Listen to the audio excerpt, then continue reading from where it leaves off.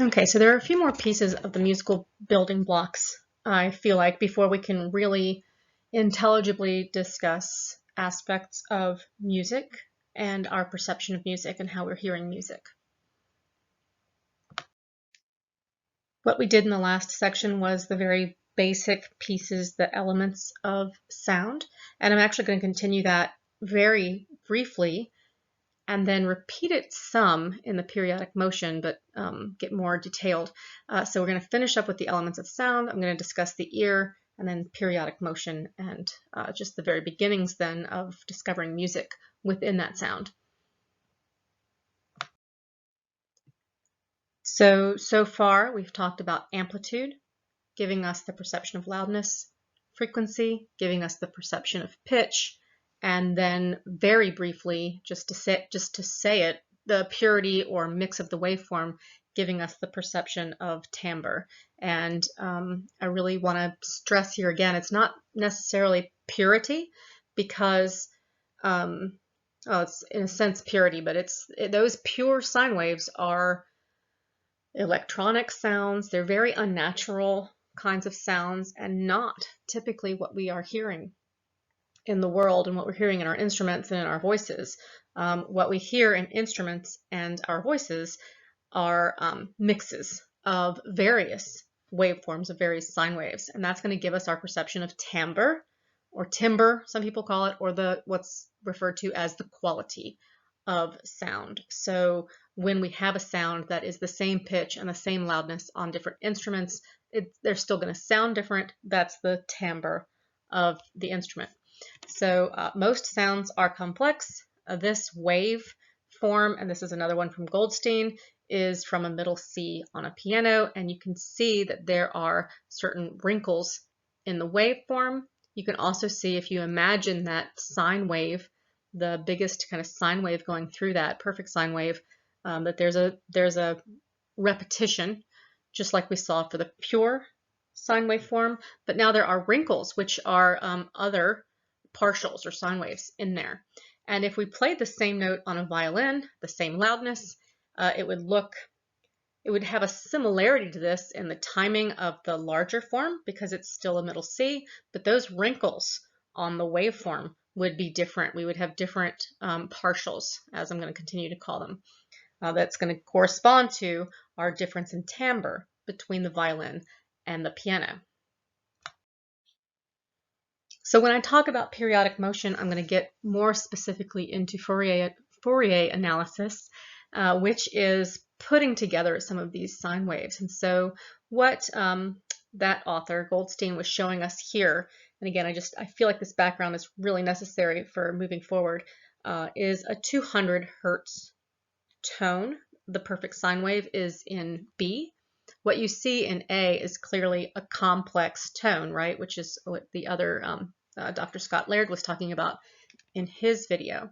And that complex tone is made up of the 200 hertz, the 400 hertz, the 600 hertz, and the 800 hertz, with the 200 hertz being the kind of the lowest, what I'm going to keep calling the fundamental frequency, and having the highest amplitude. And so I often refer to this as the dominant frequency, and that's the pitch that we're going to hear. And it is made up, if we go through B through E, B, the 200 hertz tone, there's a C, the 400 hertz is part of that, is one of those wrinkles. The 600 hertz is a D, is another one of those wrinkles, and the 800 hertz in E is another one of those wrinkles. And what this seems to be showing is that those harmonics, those partials or harmonics, as I'm going to call them as we keep moving forward, are getting lower in amplitude. The 200 hertz is the highest amplitude. So that the characteristics and those wrinkles and their amplitudes and how high that is, they give us the timbre. Those harmonics give us the quality of sound, but there are other aspects to timbre. One is the attack of tones, so the buildup of sound at the beginning of a tone, and another is the decay of those tones, so the decrease in sound at the end of a tone. And if we do a study where we lop off or just cut off electronically the attack and the decay, people have a much more difficult time recognizing the timbre. They might recognize whether it's a string versus a wind, but the real quality, a lot of that quality is lost. Okay, and I'm going to back up and do some discussion of the ear, which your author does do in here very briefly, but I want to describe what's happening enough at the basilar membrane that we can talk about resolved and unresolved harmonics as we talk about the perception of music. So what this is showing, and most of this for the purposes of this class you can ignore, but I'm going to go through the ear anyway and how it works, that sound is coming in, it is captured by the pinna, or the pinnae is the plural. Those folds tell us a bit about where that sound is coming from. That sound is funneled down the auditory canal and it hits the tympanic membrane, what you have probably grown up as calling the eardrum, and that vibrates in time with the vibrations of the sound stimulus. Remember, this is just vibrations in air. And if we did this in water, if you jumped in the water, someone near you would feel that movement of the water on their skin, as we have these mechanoreceptors that are feeling those changes in pressure. And what we're going to see in the inner ear is just evolved and changed skin receptors that are sensing and changing that information into something that the brain can understand. They're just evolved pressure receptors, really. So these are vibrations traveling through the air. They're hitting the tympanic membrane. It is vibrating in time with those changes in air pressure, and it is influencing the middle ear, the ossicles, those three smallest bones in your body, which are sometimes called the hammer, anvil, and stirrup, or the malleus, incus, and stapes, as they are usually called. But so those have this kind of lever action. And so far, we have moved that vibratory information through an air system. Remember, we talked about moving through air versus liquid or water. We've moved it through an air system, and now the stapes is going to push and pull on this oval window. So if you look at that weird seashell-looking thing, that is the inner ear. We actually have our semicircular canals that are going to give us our vestibular system and our balance and so forth. I'm going to ignore that for this class completely. But if you look at the real shell-looking part as it gets rolled up in there, that is called the cochlea, which is Greek for, I can't remember actually if it's shell or snail, but it looks like a little snail. And within that, that's where we're going to see the transduction, the sensory transduction, which I'm going to get to. So the hammer, anvil, and stapes, they're doing this kind of lever action, pushing and pulling on that oval window so that we can move those vibrations, that information, into a liquid system. So within that shell-looking thing is liquid. And you can see the auditory nerve in this picture, the auditory nerve coming from the cochlea, which is in the inner ear. So that's just some basic background to get us to the inner ear, the cochlea, and what this is showing is a cross section. So if you take that rounded, that shell-looking thing, and you just slice it somewhere in the middle, and this also looks like it's sliced on the other side, you just take out a little slice. This is one of those cross sections, and as we're looking at that, at the cochlea of the inner ear, if you can see in the lower image there's the scala vestibuli on the top and the scala tympani on the bottom, and there's liquid going through there, and it's moving through there like a wave. So that stapes is pushing and pulling on the oval window, and we have this liquid inside, and it's waving through, going through the scala vestibuli, and then hitting up at the apex and coming back down the scala tympani. And what this means for where we're interested in is the cochlear petition, that part in between there that looks like it has a little tongue on top of it. That tongue is actually the tectorial membrane. And so that is going to be displaced depending on the wave that is, or waves, because usually there's like lots of sound information, the waves that are going through the scala vestibuli and the scala tympani. And so if I'm going to move up now to the top image, so this, there's a lot of kind of membranes and muscles. So this is real flexible, and we're going to see the basilar membrane, which is the bottom kind of green looking membrane, that is kind of moving up and down depending on the wave. And you can see the tectorial membrane then, because of the way it's connected there, it's going to shear back and forth. And what this author was showing with the light pink versus the red little cells there, most of those light pink cells are phalangeal cells. The red cells are what we're interested in. The outer hair cells we're going to ignore, and the inner hair cells. So if you can, I don't know if you can really see the words, but the inner hair cells, that's where we're going to see sensory transduction taking place. And while I usually discuss how this occurs pretty ad nauseum, I think my students think, in my sensation and perception class, we're just going to say, and even after I tell them how it works, I often say, it feels a little bit like magic. It feels a little bit like magic. But those inner hair cells are doing the job of transduction. They are changing that information about vibrations in the air into neural firing that the brain can understand. So if we look at that basilar membrane, and just remember that it is in that cochlea, and it is in the cochlear partition in the middle of the cochlea, but it's going all the way up through those spirals of that shell-looking cochlea. And this is one of the ways that we know we code for pitch, is where the place along the basilar membrane where neural firing is the highest. So where we see the most displacement of those inner hair cells and where they are firing the most, I'm going to say both the most and the fastest. Okay, so they are releasing neurotransmitter, or neurotransmitters are released into the synapse to communicate with the auditory nerve fibers. And again, I'm ignoring all of the kinds of background of the biology. So if you really don't know much about neural firing, you should make sure I describe it a little bit in a class and let me know. But those neurotransmitters are released into that synapse with the auditory nerve fibers, and then they're going to carry their action potentials, okay, along those nerve fibers, and that's going to be carried to the brain. And I think even here your author starts talking about just a couple maybe subcortical structures and then to the cortex.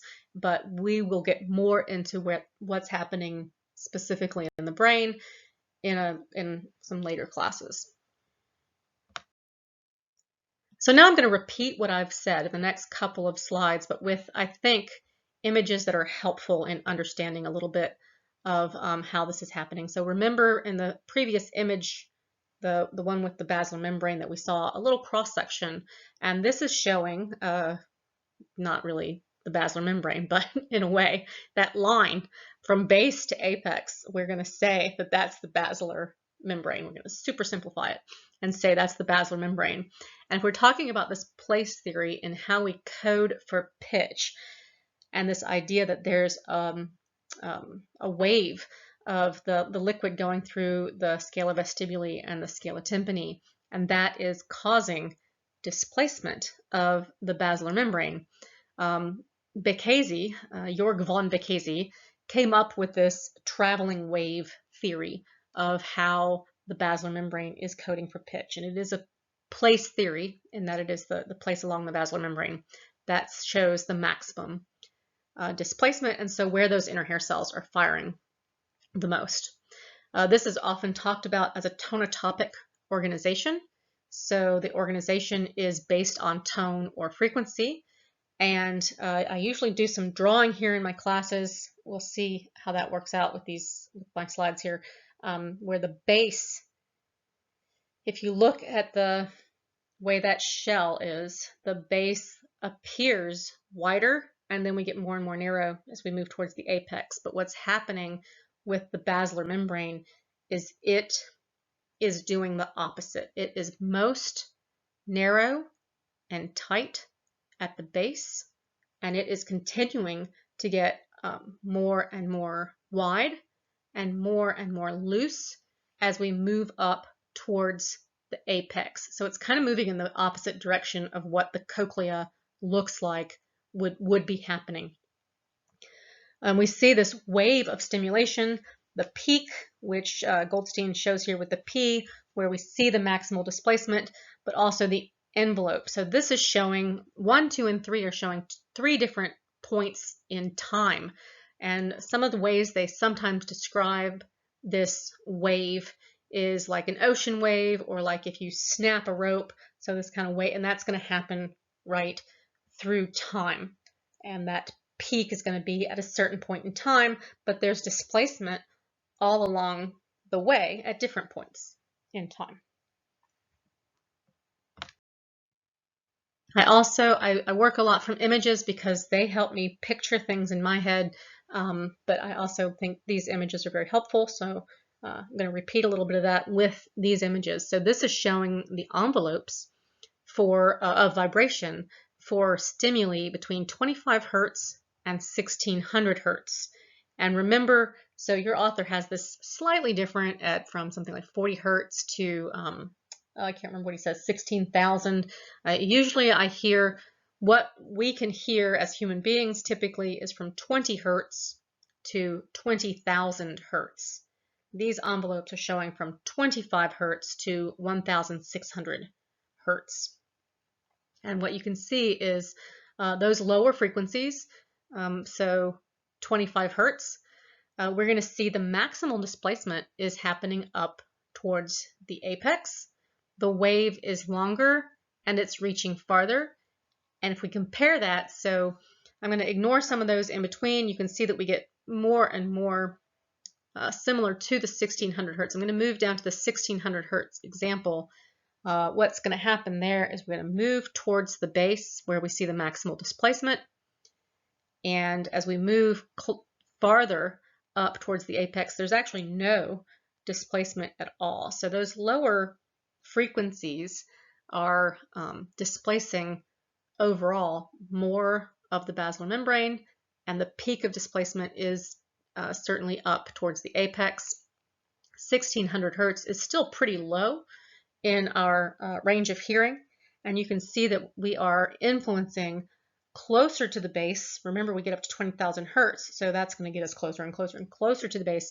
But 1600 hertz is closer to the base than the 25 hertz, and then as we get much past that area of the basilar membrane, the area towards the apex is not being displaced at all. The wave's just not reaching that far. And I'm showing this evidence for place theory, which is a tonotopic map of the guinea pig, of a guinea pig cochlea, because I feel like I've gone from image to image to image, and I'm not sure that people put it all together very well until they see. I think this image is really helpful. That's where they found the maximal displacement in the guinea pig for 7,000 hertz. You can see is very close to the base, and as we're winding up through the cochlea, we get up towards the apex or that very center. You can see that we start to get to 150 hertz, 75 hertz, 60 hertz, and so lower and lower frequencies. And you can see that the guinea pig, it appears that the guinea pig does not have our range of hearing.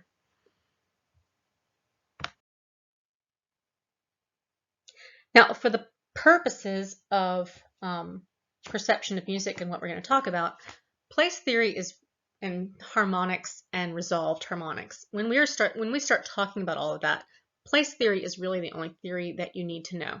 So you can ignore what I'm saying on this slide, but if I didn't say this, I would be highly remiss, and you could move on into another class and say, well, I thought it was all about the place. It's just that's simply not true.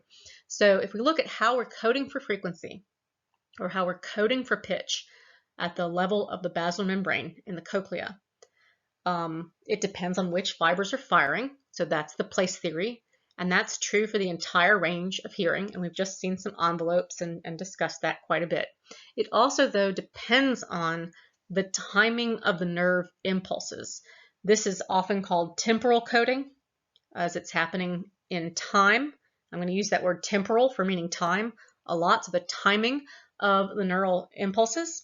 It's sometimes called phase locking because it looks like the sound that that neural firing is phase locked or locked in time with the peaks of the sound stimulus.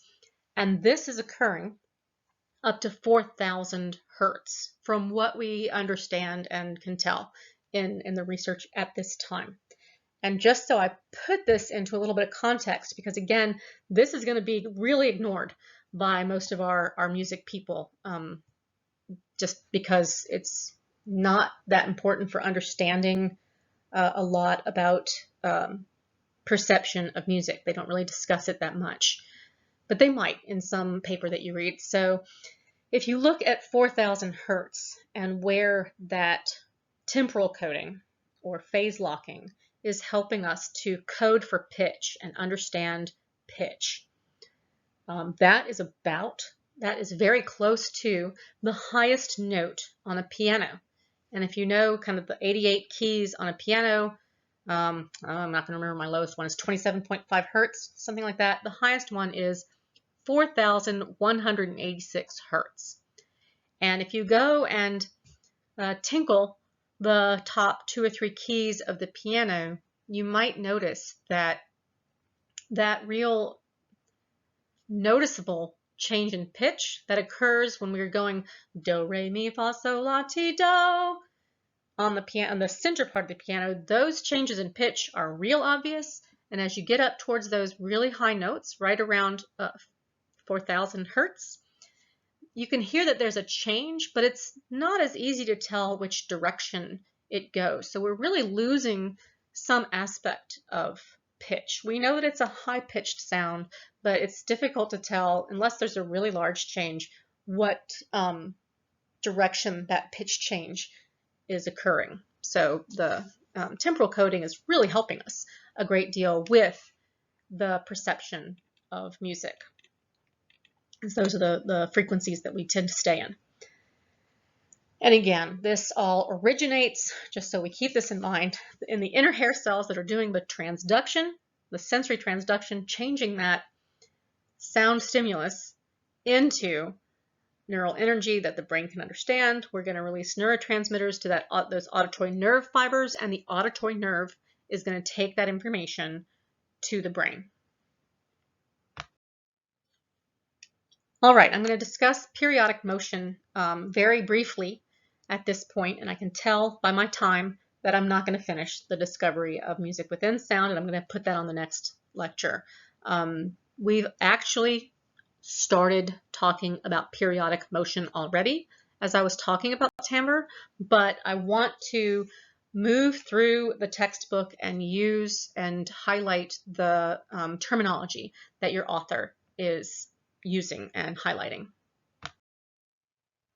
Okay, when I talked about periodic motion before, almost everything we hear is to some extent periodic. We see these vibrations occurring in a repetitive manner. This is where we get those cycles per second, the measure in hertz that gives us pitch, are these periodic sound waves. And when someone's singing do, their vocal cords are vibrating in a repetitive manner at a particular pitch, right? So typically what we see, as I'm using the same picture so that I'm trying to bring it back to where I started talking about purity, or actually it's impurity and mixes that are giving us timbre, but we want to use these words of, so that those waveforms are made up of many simple sine waves, which we're going to call partials. Each of those partials have their own frequency of vibration. Pitch, frequency to pitch, amplitude, so their own loudness, and their own phase, their own place in time. So Fourier analysis is a technique that allows us to analyze really any complex vibratory information, but for our purposes, analyze these complex sounds into their component sine waves, into the pieces and parts, into the constituents that make up the complex sounds. The spectrum of frequency components is often referred to as the sound spectrum. And we're going to talk about these partials, which again, I've started explaining and discussing a bit, but I'm just making sure I use the specific terminology that he uses. These partials are a predictable pattern of frequencies known as the harmonic series, which I've said the words harmonics in a harmonic series a few times, but that's what the partials, what these frequencies are known as. And I've stolen this picture from a website. I put the website in the notes if you want it. I can't remember where I got it, but it had the best picture that I could tell. Your author has a great picture, but I don't have those pictures. So you can see, as I showed with the very simplistic picture before, that if we're looking at the frequencies, so that repetition rate, and the one closest to us as we're moving backwards sort of on what is that? The z-axis. That is the slowest. It is the lowest frequency. And that is going to be the dominant frequency and the pitch that we perceive. I mean, unless more complicated factors are involved.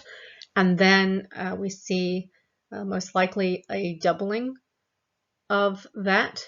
And we multiply that by 2 and we get a slightly faster frequency. You can see faster peaks to troughs as we're moving through time.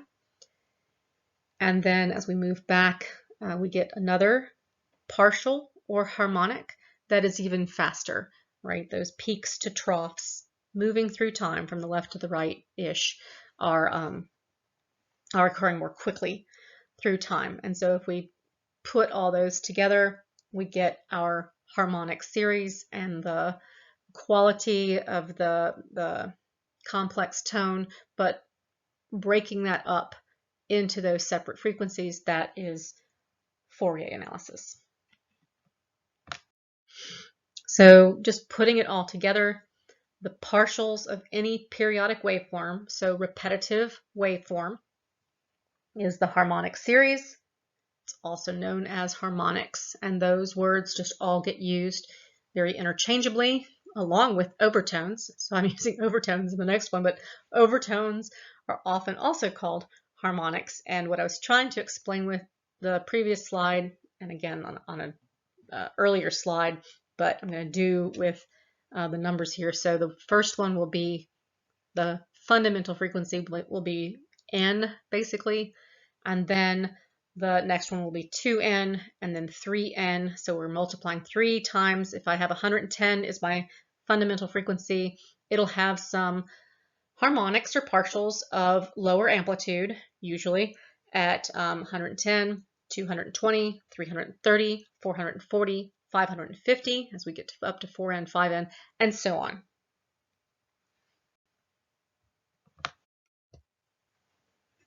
Okay, so we've gone through the elements of sound, the ear, and periodic motion, and I know it feels like I spent a longer time there, so how are we going to get through the rest of this? But a lot of that was me doing a little bit of extra background that I think is important for understanding things like consonance and dissonance. So as we move forward, we will talk about music within sound, really probably a little bit more about complex tones and hearing music, sensory consonance and dissonance, which if you kind of know what those feel like, of something that sounds good versus something that maybe makes you wince a little bit, it's dissonance.